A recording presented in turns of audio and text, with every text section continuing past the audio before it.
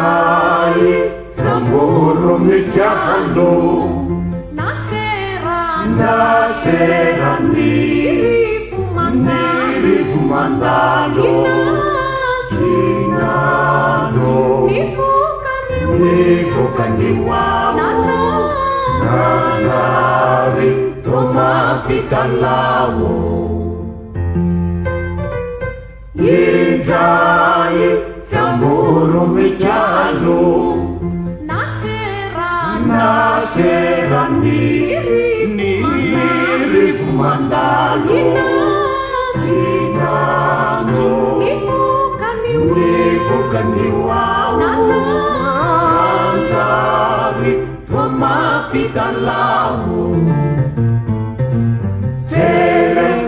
ty andro miboaka ny azina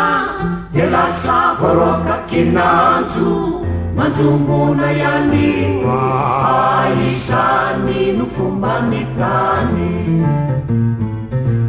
jereo ty andro miboaka ny azina de lasa voroka kinanjo manjombona ihany fa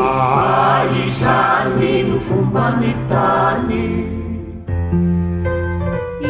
inzay famoro mikialo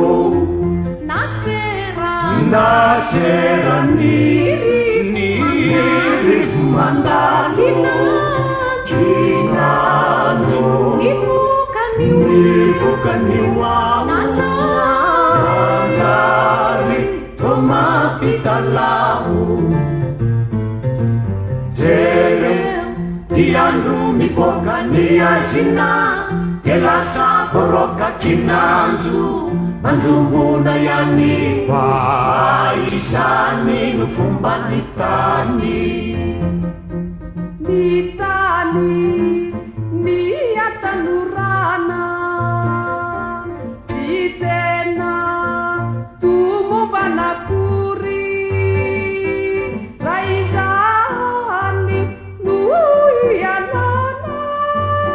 anio dia mande matory jere ty andro miboaka ny azina de lasa voroka kinanjo manjombona ihany fa isany no fomba ny tany